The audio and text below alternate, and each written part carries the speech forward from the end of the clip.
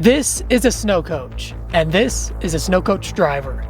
That's actually me. Yeah, I was a snowcoach driver.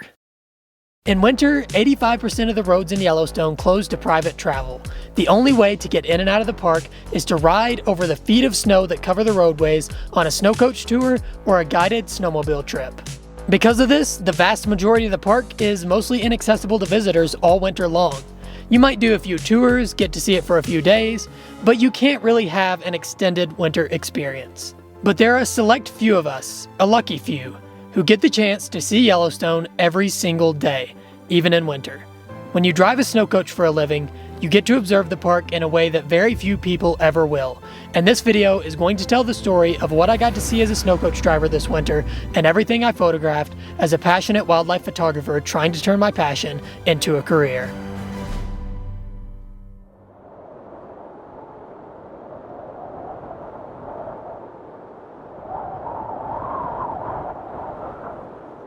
In a howling, bitter snowstorm, the Wapiti Lake wolfpack had killed a bison. They were about 200 yards away from us, feeding on it as snow poured down, and there was just barely enough clarity to make them out in the distance. About half a mile to the south, the rest of the bison herd huddled together. They had just lost one of their own to the wolves, and when the pack got hungry again, nobody wanted to be next. A bald eagle sat to the north of the wolves, waiting for his turn on the kill. Given the blizzard conditions, I set up on a tripod and focused manually. I tried for some more minimalist photos here, with a total whiteout frame and black dots of wolves in the distance. This was the result.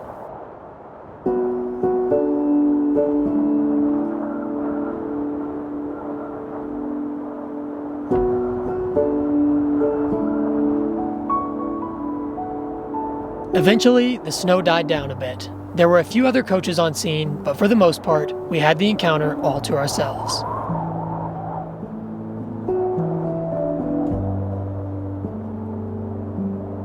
Unfortunately, the wolves remained at a distance and didn't seem like they were going to come any closer, so we walked back to the snowcoach and moved on.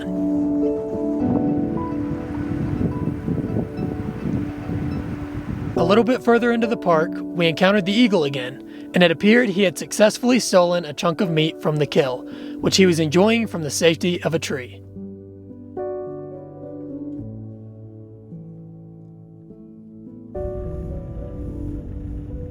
As we continued on, we found more bison. You'll see that they are a common theme throughout this video.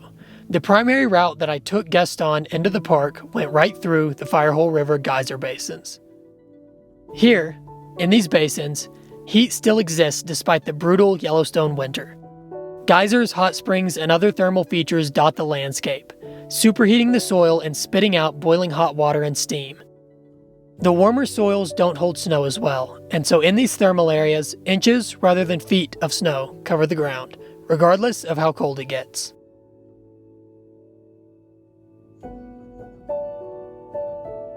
When you are a bison and your only food source is a tiny tuft of dead grass buried under the snow, digging through inches rather than feet makes a huge difference.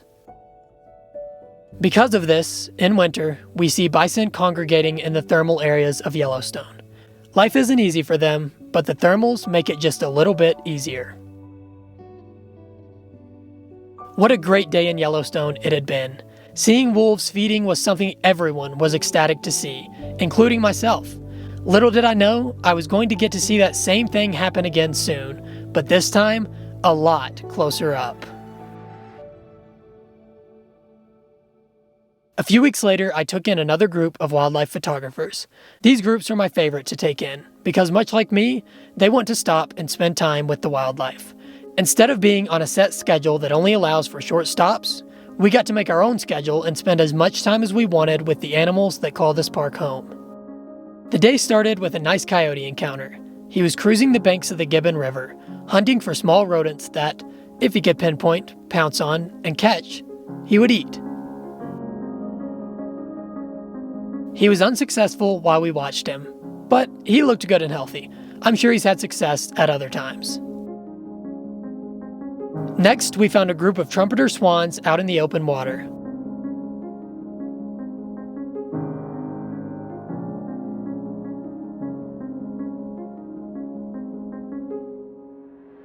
We began our journey back north in the afternoon, driving through thermal areas, beautiful, snow-covered meadows, and conifer forest as we went. We saw more coyotes, and of course bison, including one who was close to the road in heavy falling snow, and in a perfect position for photos. So we found this huge bull bison here, and he's digging through the snow, digging up some dead grass that he's munching on, some light snowfall around us. He's all covered in snow. It's a perfect opportunity for photos, and he's really comfortable with our presence, being really cooperative, raising his head for us every now and then, and definitely allowing for some awesome photos.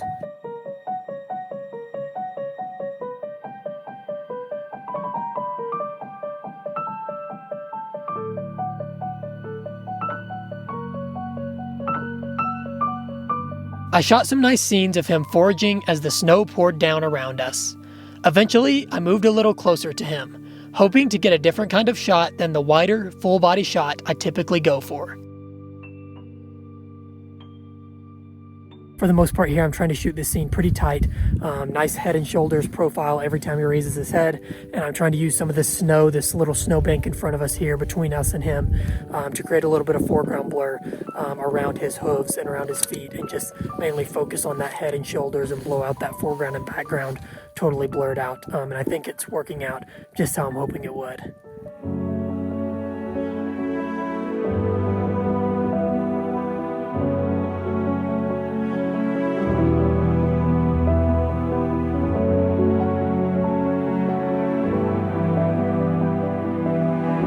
Yeah, these are exactly what I was looking for. Winter is such a fantastic time to photograph bison. They're fighting harder than possibly any other species out here to survive, and it makes for some very dramatic photographic scenes. And you're probably wondering as you watch this, why doesn't he just go to the thermal areas where life would be a little easier like the other bison? And that's a great question that, to be honest, I don't have the answer to. Regardless of his reasoning, finding him in this deep snow definitely allowed for the epic photos my guests and I were hoping for. Finally, we left the big guy to his dead grass and proceeded to the mammoth area, which is where I picked up and dropped off guests every day. We ended the day with a big bull elk right at dark. We don't get to see that many bull elk this time of year, as they are typically in the denser parts of the forest trying to cling on until the grass greens up in the spring. So this was a nice treat. Now, you might remember earlier, I said most of Yellowstone is inaccessible to private vehicles in winter. But that's most, not all. The park's northern road, between Mammoth and Cook City, remains plowed and open year-round, and so on my days off, I would drive this stretch of road to try and find wildlife to photograph. And that is exactly what I was doing on my next weekend. I left home in the dark, hoping to make it to Lamar Valley, on the eastern side of the park, by sunrise. Powdery, fresh snow covered both the road and the trees around me, creating beautiful conditions for photos. I just had to find some wildlife that was out in those conditions. So I found some moose out here. Looks like about 5 bulls out in the willows here. Most of them, all except one, have dropped their antlers, but there's one guy out there with still one antler on, which is pretty cool to see. At a little bit of a distance right now, but still, getting some okay footage of them. And might move a little further down, get a different angle, and hopefully get more footage. But either way, great to see some moose out here, and it's an absolutely beautiful morning here in Yellowstone.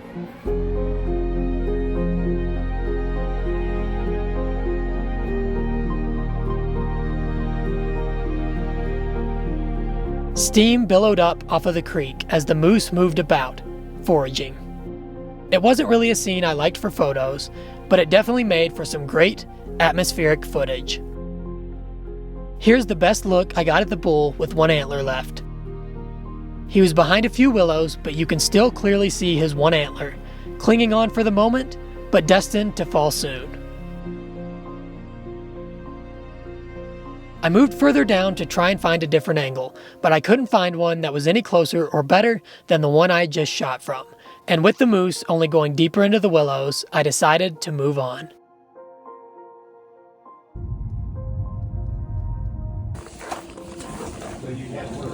I'm actually just gonna get something to go. Can I just get a cinnamon roll, please?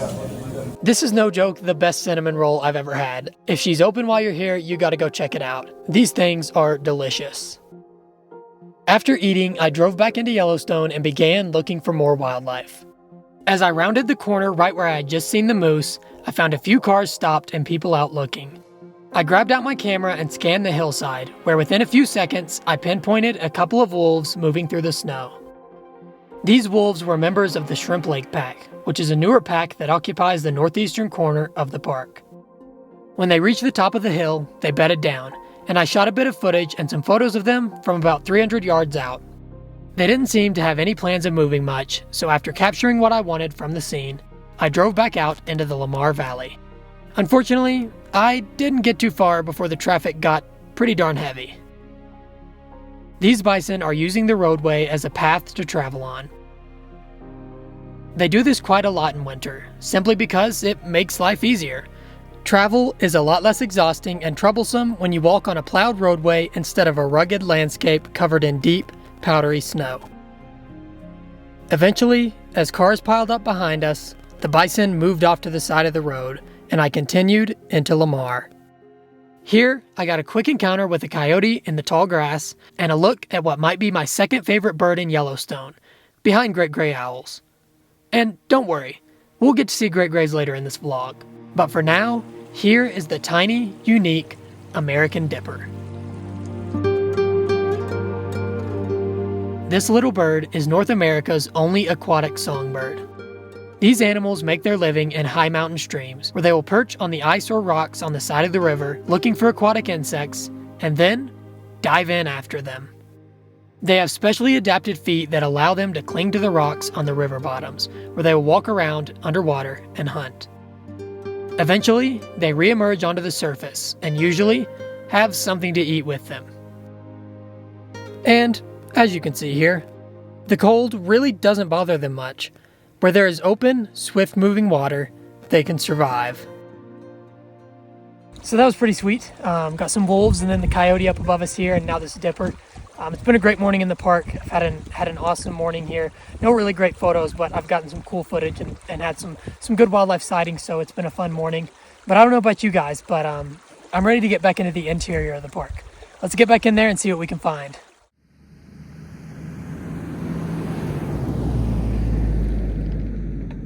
Another day, another group of photographers going into the interior to look for wildlife.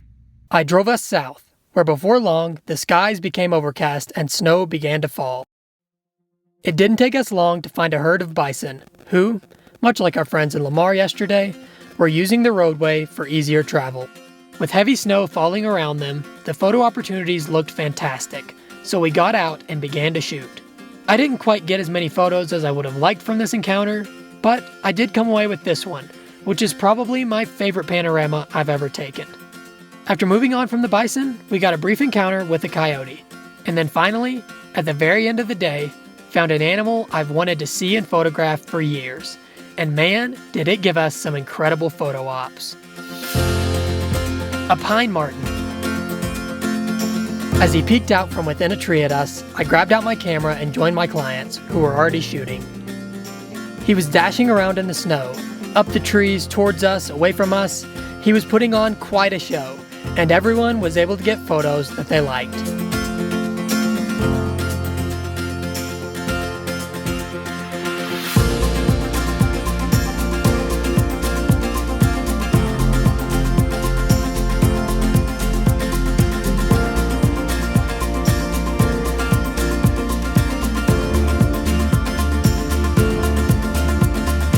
We drove back to Mammoth just before dark.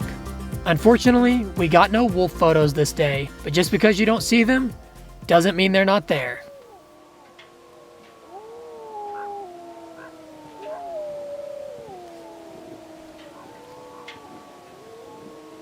Okay, we did see them. That was for dramatic effect.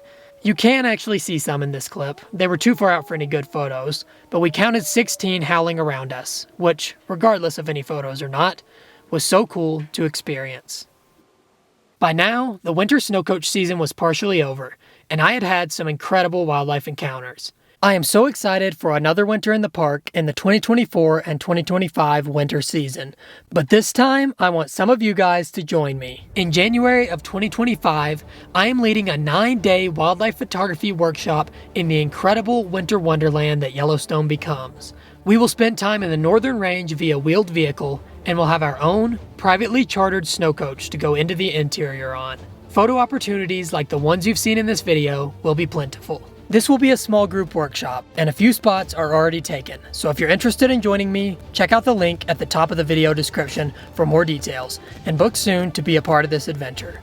I'm very hopeful that some of you guys will come along.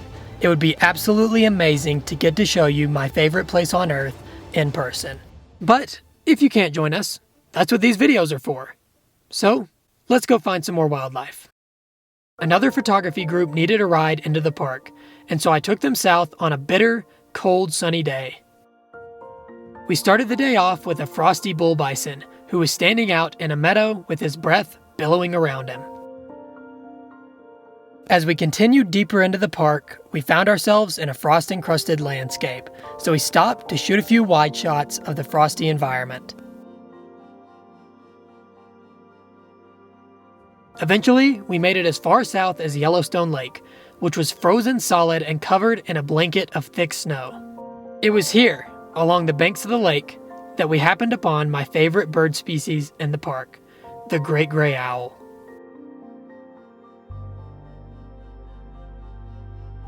The owl was perched in a lodgepole pine in a densely forested area.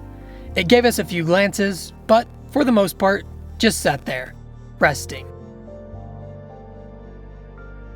Typically by this time of year, great gray owls have migrated out of Yellowstone, down to lower elevations where snow isn't as deep, making for easier hunting. But this year was a record low in terms of snowfall, and so, despite it being February, owls were still hanging out in the park. As we began our trek back towards Mammoth, we got a look at the lower falls of the Yellowstone, which was partially frozen over, and a couple of winter keepers cleaning snow off the roof of one of the buildings at Canyon Village.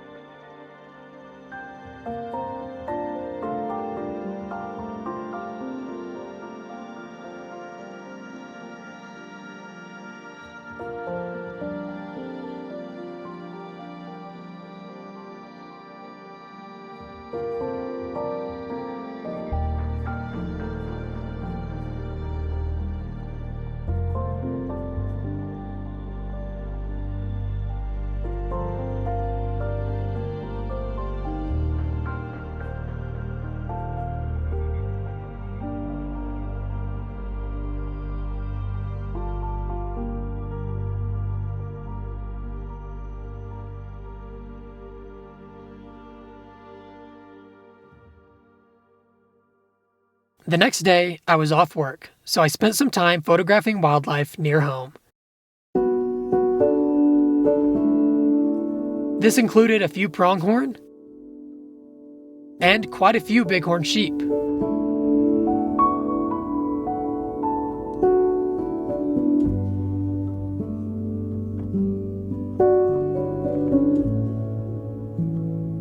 I missed photographing the sheep rut this year, which takes place at the start of winter, but I still got a nice look at, and some great photos of, a couple of enormous burly rams. Another early morning and another day at work. I was taking in a photo group today, and to be honest, I expected today to go like any other day at work. We go in, we shoot some wildlife, get some nice photos, and we go home.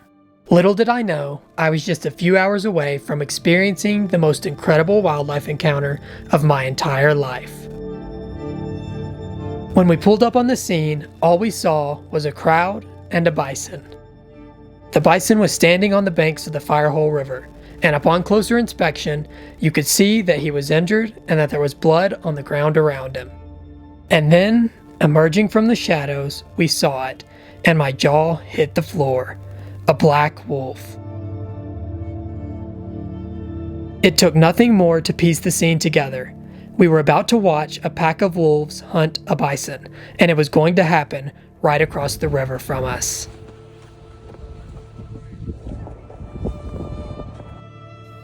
The bison laid down. Two black wolves quickly moved in and began nipping at his butt, forcing him to stand back up.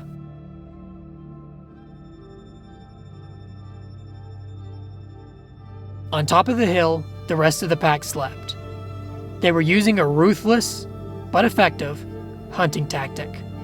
The bison was cornered on the banks, standing. The wolves were resting. As things currently stood, he would tire long before they did, especially given that he was already injured and had no nearby food source. With enough standing and enough starvation, he would be easy to kill. It wouldn't even be a fight, and most importantly for the pack, they were less likely to get injured by him while making the kill. It was just a waiting game now.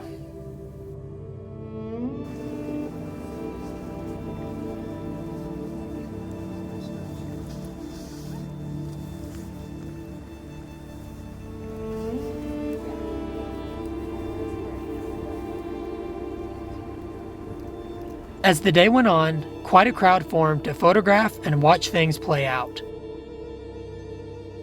Over and over again, the bison would try to lay down, and every time he did so, the wolves would come back in and force him to stand up. The pups in this pack, which you are seeing in this clip, are now almost fully grown, and they were the most eager to test him. Even when he was standing up, they would move in and bother him, which allowed for some incredible photo opportunities of them moving along the banks and interacting with the bison.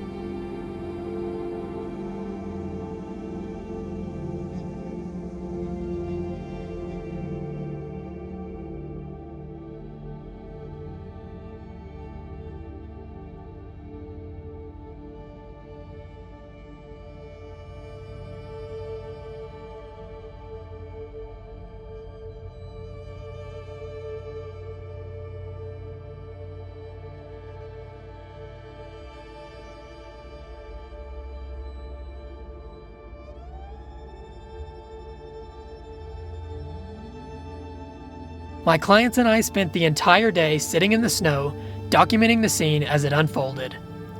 As the day grew long, more and more of the pack came down from the hill and surrounded the bison. He laid down again, his head hung to the side. He was exhausted. He wanted to rest, but the pack wasn't going to let that last long. They moved in on him cautiously, sniffing the bloody snow.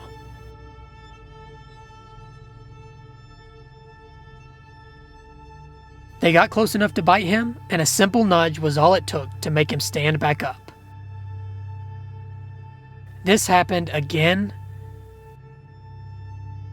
and again and again, with more of the pack joining in on the hunt and tearing away at his injury each time. The final time, the bison struggled to even stand up. As incredible as it was to watch nature play out in this way, it was also very heartbreaking. This bison was going to lose his life, and it was going to happen soon. Over the course of the 7 hours that we sat there, we watched and photographed as the bison grew weaker and the pack grew hungrier, and by sunset, the bison's energy was gone. Nearly the entire pack surrounded him, pushing and testing him to see if they could make a kill move.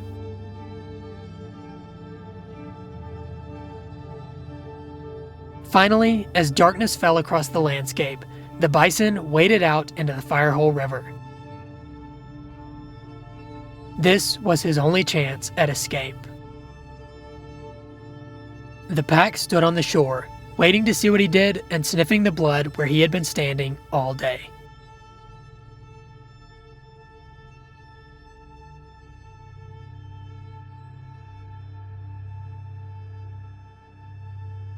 This was the last thing we saw before it got too dark to shoot, and we had to leave to get back to Mammoth.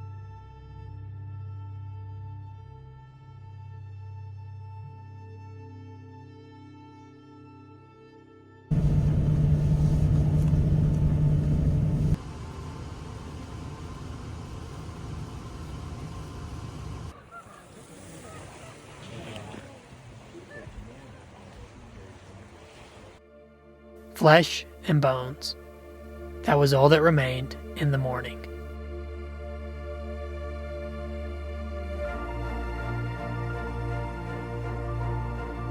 A gray wolf cautiously moved in and began to feed.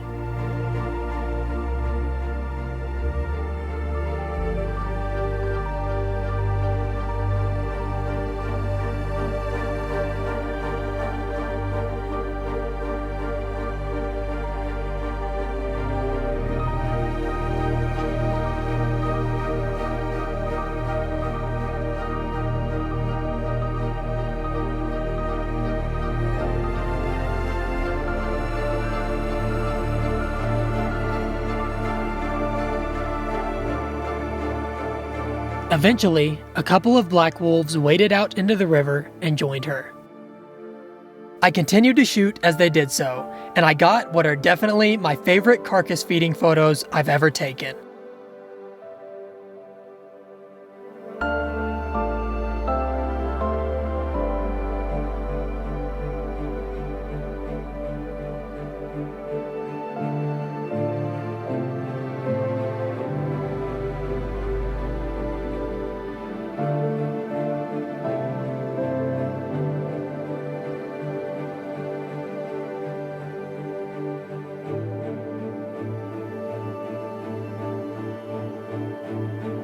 The wolves would periodically leave the carcass and rotate out, letting a different wolf come in to feed.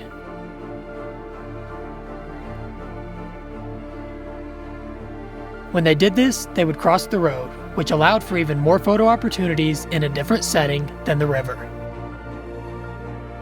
Once again, my clients and I spent pretty much all day shooting this scene, and it was another one of those days that you'll just never forget about.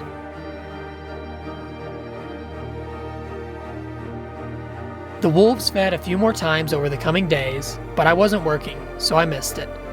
Finally, they left the remains for the ravens and other scavengers, and with that, the saga of Yellowstone's most iconic animals, wolves and bison, coming face to face in a battle to the death, ended. And shortly thereafter, my winter season as a snowcoach driver did as well. Man, what a season it had been.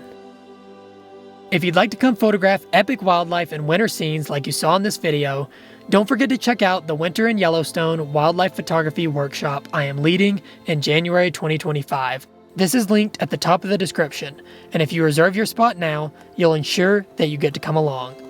But, like I said earlier, if you can't join me next winter, that's what these videos are for. So on that note, I'm going to get to work on another video, and you guys get out there and shoot some photos for me while I'm stuck in the office editing. Thanks for watching, everyone, and I'll see you all in the next one.